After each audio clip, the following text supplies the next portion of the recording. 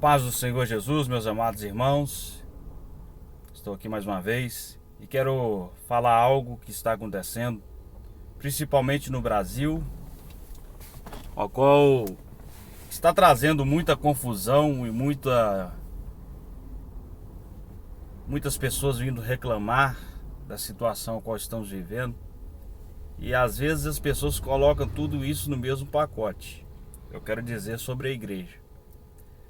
Nós estamos vendo várias igrejas aí com portas abertas, vários aí ministrando a palavra, homens cheios de conhecimento, homens que não têm conhecimento, homens repletos de convicções que não levam a sentido algum, e se leva a algum sentido, às vezes não está direcionado à vontade de Deus. E o que eu quero relatar é sobre alguns pastores ou as situações que estão sendo colocadas aí, que está trazendo uma certa repercussão no meio evangélico, né? Principalmente de um pastor que agora é consagrado ao apóstolo. E para quem não sabe, irmãos, apóstolo é alguém que viu Jesus após a ressurreição, porque até o momento eles eram discípulos. E quando eles veem Jesus após a ressurreição, então significa apóstolos de Cristo. Então Paulo, quando ele teve aquela visão de Cristo, e Jesus perguntou para ele: por que tu me persegues? E ele falou: mas eu não persigo você. E ele: mas eu sou o Cristo. E ele revela para Paulo que ele é o Cristo. Então Paulo não tinha um conhecimento de quem era Cristo pessoalmente, né? Mas Paulo, ele começa a conhecer Jesus a partir daquele momento.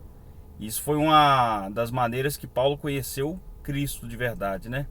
Então eu fico olhando aí, esses irmãos aí, esses pastores que se dizem apóstolos agora, fora do conhecimento da palavra, né? Porque apóstolo é aquele que viu Jesus após a ressurreição.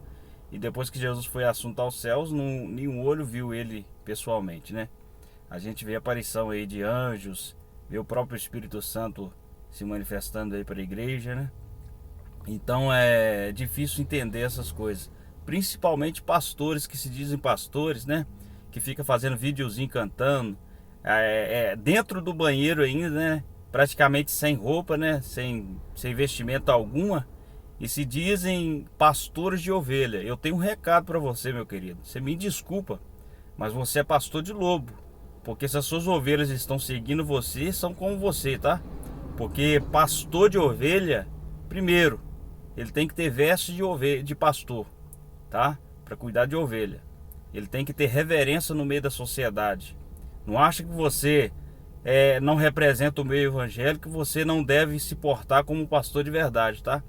Então, se você realmente quer o título de pastor, primeiro você tem que tomar vergonha na sua cara.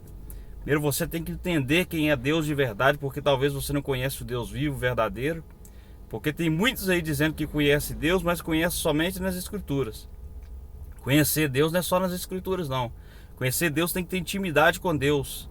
Conhecer Deus tem que aprofundar na palavra do Senhor e ter intimidade com Ele no jejum e oração. Porque tem muitos aí que se dizem: eu tenho a presença de Deus, eu tenho os dons de Deus, mas não se importam com o verdadeiro filho e servo do Senhor, né? Então eu deixo um recado para esses pastores, falsos pastores e falsos apóstolos, para vocês realmente cuidar de ovelhas. Vocês têm que amar realmente a ovelha, porque a Bíblia fala que um dos maiores mandamentos da Bíblia, os discípulos perguntaram a Jesus: qual é o maior mandamento da Bíblia? E Jesus vai falar: o maior mandamento, que muitos dizem ao contrário. As pessoas falam assim: se eu falar qual é o maior mandamento da Bíblia, as pessoas vão dizer assim: o maior mandamento da Bíblia é amarás o Senhor acima de todas as coisas e teu próximo como a ti mesmo. Mas a Bíblia não está escrito assim. A Bíblia está escrito assim: amarás ao Senhor de todo o teu coração, de toda a tua alma e de todo o teu pensamento, e o teu próximo como a ti mesmo. E se você não ama, meu querido, infelizmente eu quero dizer para você: se você não ama a Deus de todo o teu coração, você não está servindo a Deus de verdade. Mas você vai perguntar: o que é amar a Deus de todo o coração? Amar a Deus de todo o coração É quando você coloca a sua carne, o seu corpo, o coração representa o corpo carnal. Isso é amar a Deus de todo o coração. Quando você oferta o seu corpo como sacrifício vivo, que Paulo vai falar. Eu oferto o meu corpo como sacrifício vivo. Sacrifício vivo. Eu oferto ao Senhor. Mas o que é de toda a tua alma? É quando o meu ser interior, esse que está dentro de mim, quando ele está apaixonado, ele ama de verdade ao Senhor, ao ponto de não deixar ser viciados pelas coisas deste mundo, pelo pecado que corrompe a minha carne. Porque hoje, se você pecar na carne, este pecado se torna vício para a alma. E quando a alma vicia neste pecado, ela se torna amante do pecado e abandona Deus. Mas que pensamento é esse? Também tem que amar a Deus de todo pensamento. Amar a Deus de todo pensamento é quando o seu pensamento não está nas coisas do mundo. É quando você está dentro da igreja, você não está lembrando do pecado que você cometeu lá atrás. É quando você está dentro da igreja, você não está lembrando das coisas que você faz de errado. Mas quando você tem amar a Deus de todo o pensamento, é quando você se arrepende. Eu falo, eu sou miserável, eu não presto. Eu sou um homem que preciso, ou uma mulher que precisa de Deus. Então amar a Deus acima de todas as coisas, de todo pensamento, de toda a tua alma, de todo o teu coração, essas coisas. E amará o teu próximo como a ti mesmo.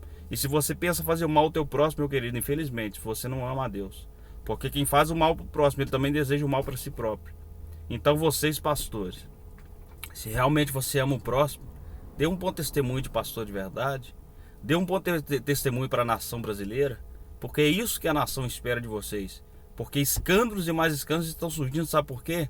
Porque o homem que não está voltado à vontade de Deus, está agarrado na promessa do Senhor, vivendo em oração, em jejum e vigilância, ele está sujeito a cair em qualquer momento. Porque o mesmo Espírito que opera no mundo, ele também opera dentro da igreja. Porque ele opera no coração daqueles que estão vazios. Vazios de Deus, vazios da graça, vazios da esperança que nós temos em Cristo Jesus. Essa é a mensagem que eu deixo para vocês, tá? Tome vergonha na sua cara. Seja crente de verdade, seja verdadeiro de verdade. Seja um crente verdadeiro. Porque falsos pastores estão cheios lá no inferno. Deus me deu uma visão, tá? Deus me deu uma visão de... Eu estava dentro do lugar de muito choro, ranger de dentes. Fogo. Eu vi um homem acorrentado sobre as correntes e as correntes puxavam ele. E o fogo começava a acender de baixo para cima. E a carne dele era arrancada. Arrancada. A carne dele. Parecia que era arrancada como se fosse arrancando, o anzol arrancando os pedaços. E eu olhava aquilo, uma tristeza, uma angústia. O que é isso, Deus? E quando eu olhei para o lado, eu vi várias celas.